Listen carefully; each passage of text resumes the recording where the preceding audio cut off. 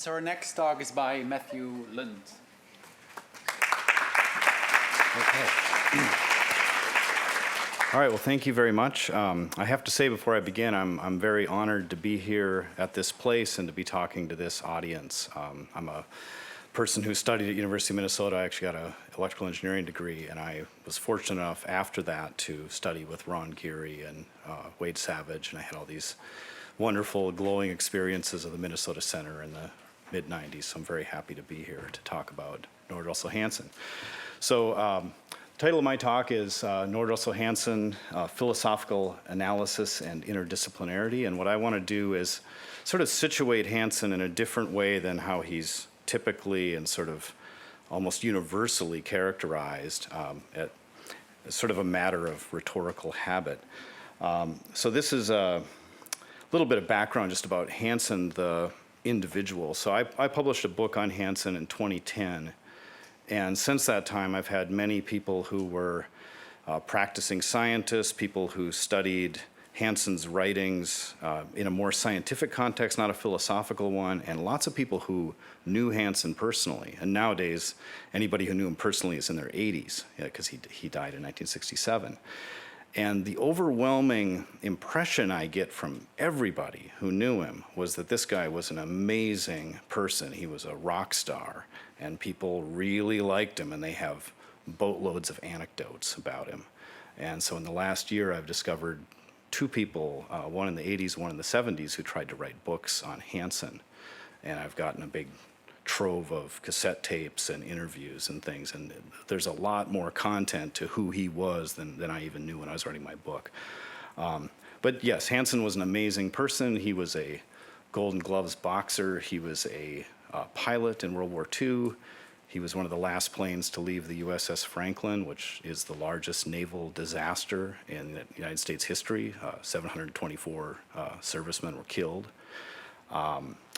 He ended up coming back, and he got his education at University of Chicago and at Columbia, and then he went to England, where he studied at Oxford, made a name for himself. He then became the first lecturer in philosophy of science at Cambridge. And I'll talk about that period because I think that's where the Hanson that was so attractive and definitive really emerged. He was also a virtuoso trumpeter. He ended up playing at Carnegie Hall when he was 16. He had a fellowship to study at the Curtis Institute that was canceled due to the U.S. involvement in World War II in 1942. And Hanson was also a great pilot, and this ended up being his undoing. The photo of the plane there is his Bearcat. This was the plane that he died in. And it was interesting that this happened because he had a reputation for flying around to give lectures.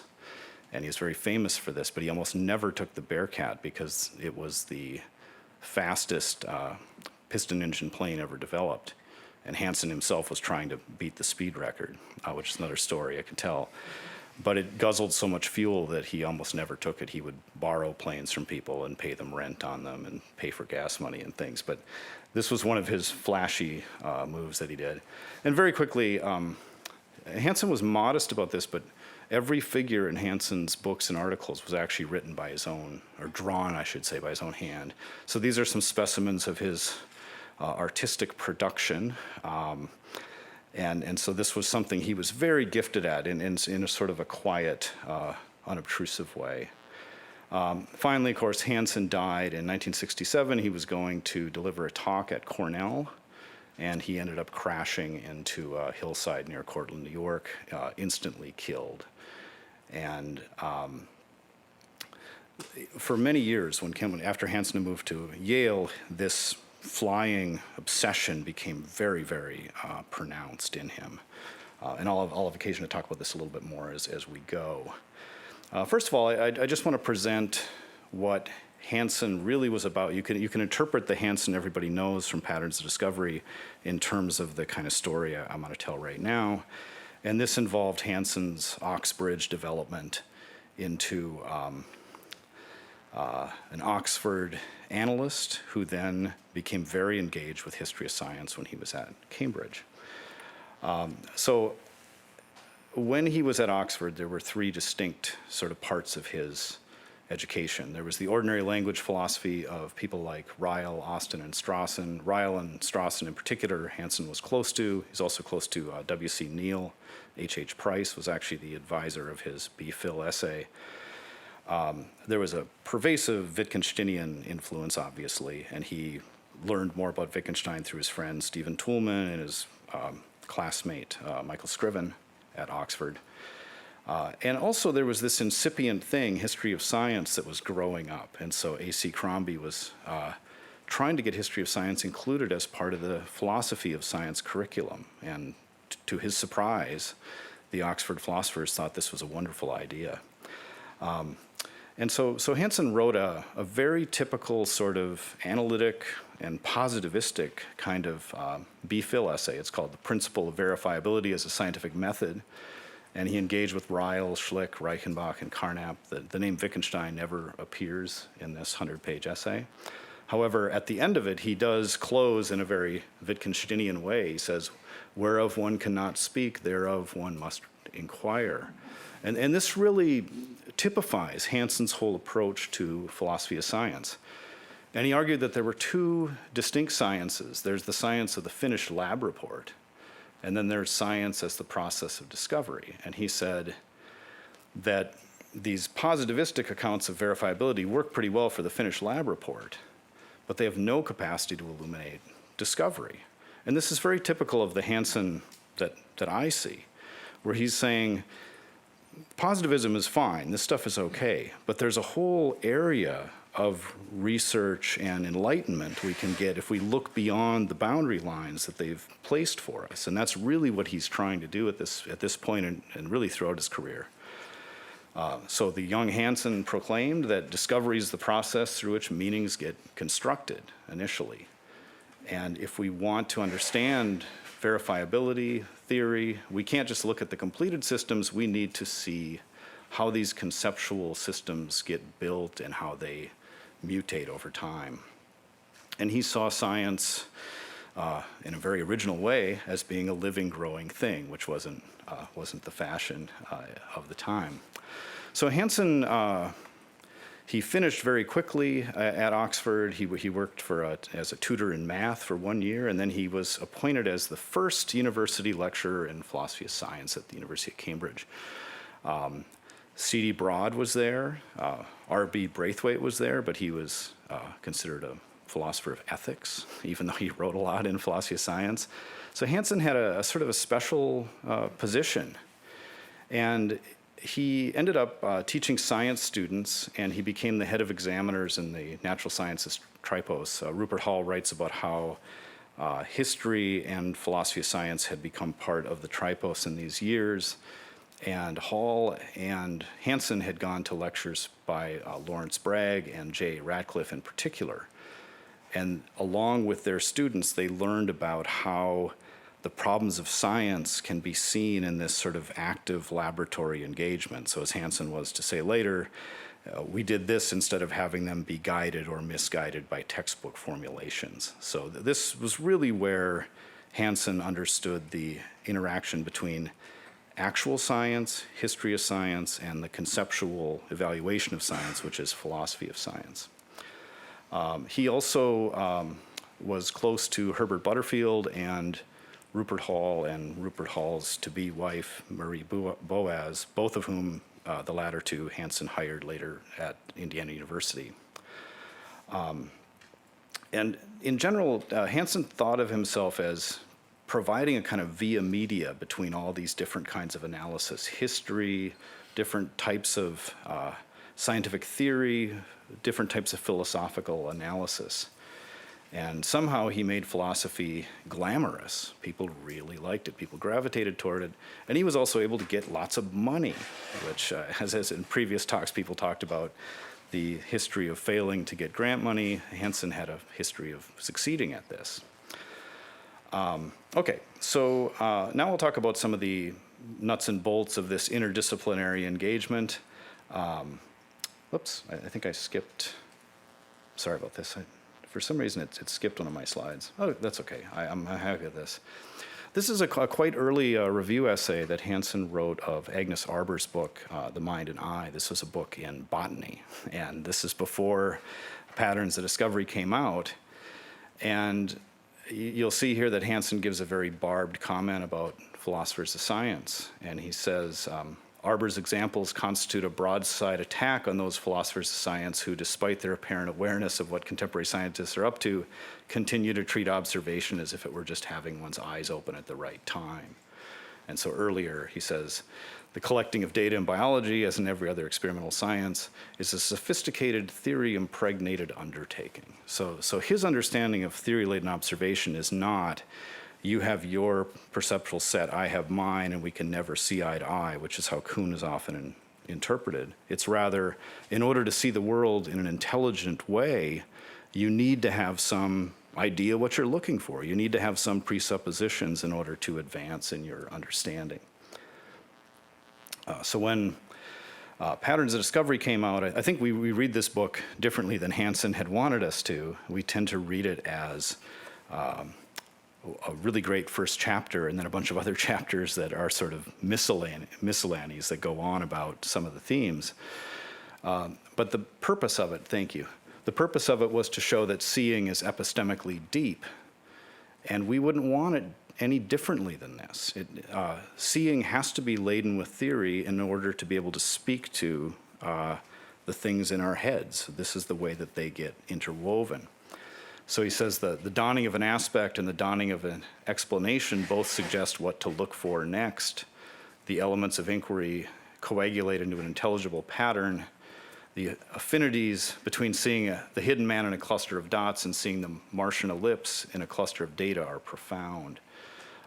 So this is how I think Hanson really wanted to be understood.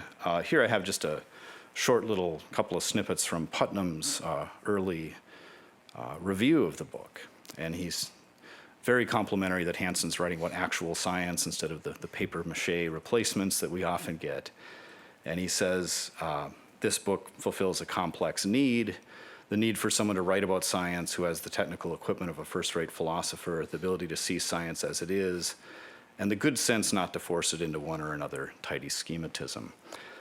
We see none of the worries about objectivity and subjectivity that come later, basically after Hanson was dead. So Hanson ends up, through a variety of interesting misadventures, he ends up coming to Indiana University, and he ends up founding a new unit. It was originally called the Department of History and Logic of Science because the philosophy department wanted to hold on to philosophy with all its might. And he ended up capitalizing on post-Sputnik fears. He was able to get a lot of money. And here's a quote from his very enthusiastic colleague, Henry Veach, that to us in the philosophy department, accustomed as we were to eating little more than scraps from the table so far as grants were concerned, it was almost mind-boggling, Hanson's success. And Hanson was very much a prima donna, and so he enjoyed this, and he found that there was a restriction in the grant that you had to give an oath to the United States government, and he opposed this, and so he would call together all the administrators and tell them he was going to leave, and he came to be disliked for this, obviously. You can't read this, it's too tiny, but this is the original poster that proclaimed the birth of this new entity, and I'm happy to share this later. I couldn't figure out a way to make it more visible. But I'll give you some of the content of it here. So he builds this department. He brings Edward Grant from history. He hires Michael Scriven on a Rockefeller Foundation grant. Later hires Roger Buck, and he hires the Halls to round up this department. And this is a grant application from 1962. And he says, each of us has been concerned with the structure of scientific argument, whether those of late medieval mathematics or astronomers or the giants of the scientific revolution. The structure of arguments is our concern. So the historians get at the facts, and they can tell you why people did what they did in terms of human motives at the time, but the philosophers will come later and assess whether the reasoning that they had was actually legitimate, that this is a logical analysis. And so at the bottom here, I have a quote from Hanson. He actually says this was uttered first by Imre Lakatos. It was also uttered first by Herbert Feigl, and all three of them meant something very different, that without logical analysis, history of science is blind. Without attention to the arguments of past scientists, philosophy of science is empty. And Indiana University still has this at their HPS department's website at the very top. So it's a hallowed claim. So I'm going to go way ahead to the end here, or closer to the end. And I'm dealing with Hanson's fate a little bit. So Hanson was a great institution builder. He ended up getting in a horrific plane crash in 1961. There were reports that he'd fractured his skull, but they were not correct. He got very behind. He only chaired his department for a year, and he ended up going to Yale. And after his death, I think people misconstrued what he was about. I'll say this very modestly. And this is actually his brochure for his Flying Professor Air Show that I received from one of his aeronautical colleagues. I will mention very briefly, there's a species of philosophical critique that arises right after Hanson dies. And here we see Quine saying that this leads to cultural relativism. He mentions Kuhn, he mentions Polanyi. This is the usual way it gets constructed. Then he mentions a philosopher, one of his own ilk, and then he proceeds to criticize him in terms that I think Hanson would never have agreed with, because he never believed that any of this would follow. This didn't seem to be a problem worth solving. Here we have an example from Philip Kitcher in the 90s, and according to Hanson, instead of an ordered abode of reason, science came to figure as the smoke-filled back rooms of political brokering. Here are some comments. I think the one on the top by Israel Scheffler was maybe the original example of problematizing the Hansonian conception. The same kind of rhetoric appears again. This is from 2017 from Vasokindi. Okay, so I will go to the very end of this because I think I'm out of time. Is that right?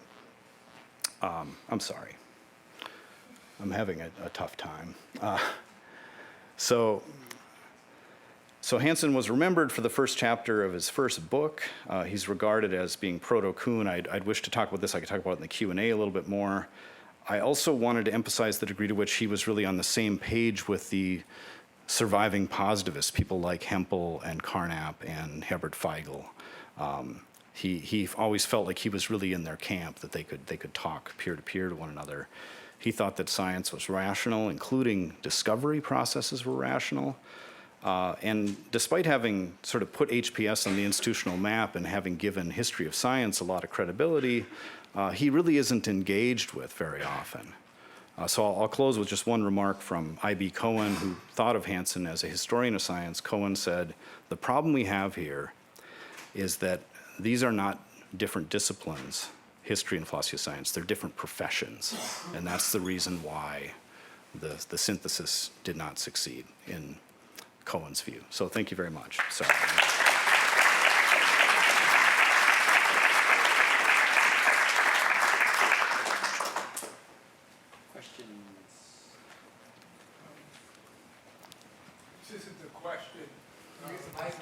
This isn't a question, this is a little history. I was a graduate student at Yale when Hanson was there, but I was in history of science. And the history of science department didn't look favorably towards philosophy of science, but they said, okay, he can take his course. That was the semester he died. Mm-hmm. So I think I only went to 2 or 3 lectures. Is that right? So the course then was taught by some of his graduate students, whose names I later recognized went on to be established philosophers, but I dropped it. I mean, I wanted to hear him and see what a real philosopher of science, a major one, had to say.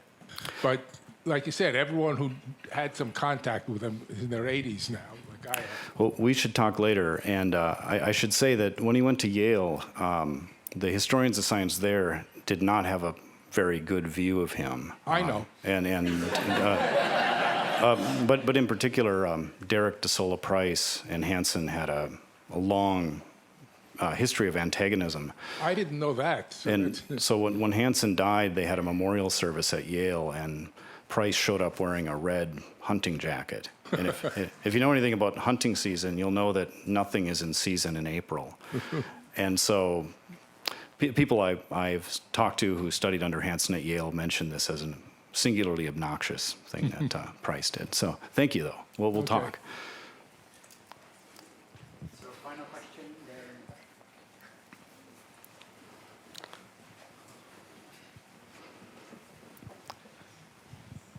Thank you so much. That was a really interesting talk. I'm actually curious about the role of Hanson as an institution builder and kind of bringing this talk and the one previous into contact with some of the other talks today. So one of the things that really struck me in your presentation about Hanson is that he's an educator, right? A lot of things Yep. about education really come up, and in Cambridge's history and philosophy of science department, the natural sciences tripos and the role of HPS in educating scientists is one of the things that seems to really kind of make the department kind of last and stick together. I'm not as familiar with the history of Indiana's HPS department, but we really see Hanson here coming out as an educator, whereas this seems in contrast to some of the previous talks where we have these institutions that are supposed to be like universities without students, right? And I'm really interested and curious about, what's the role of education here, especially in bringing these different disciplines together and in the relationship between history and philosophy and then science and scientists and actually training those scientists, which is what the natural science tripos is supposed to be doing. Okay, great. Thank you for that question. So I've said in my book about Hanson, and on a slide I didn't show, that I think his self-conception as an academic was the most closely tied to this idea that he was teaching science students how to be scientists, that was the insight that he was trying to provide. And he was very committed to that. I think by the time he got to Indiana, he had gotten so much power and clout that he wasn't able to do that quite as well as he had in the past. And the plane crash that he had in 1961, he had between 4 and 6 plane crashes in his life, and 4 that are confirmed. His head injuries were so severe that he had a poor memory. He had a difficult time dealing with loud noises. He became irritable. And I think the Hanson of the Yale years was not as affable and sort of present as the ones earlier on. But I have people from Indiana and Yale who studied under him even after the accident who said they were just transformed by him, or he was the most important person they'd ever met. The things that seem kind of outrageous, but that so many people say it shows what his gravitas was. And so I think that's a part of the story is we don't just have disciplines, but we have ways of selling and marketing disciplines that really get people excited. And he was good at that. And when he dies, if we look at this just as pure internal history and we look at it as relations of ideas, that's probably not telling the whole story, that his capacities as just a profound individual are very, very relevant to the Hanson story and probably to a lot of the history of philosophy of science in the 20th century. So thank you. Sorry to go over. Thank you.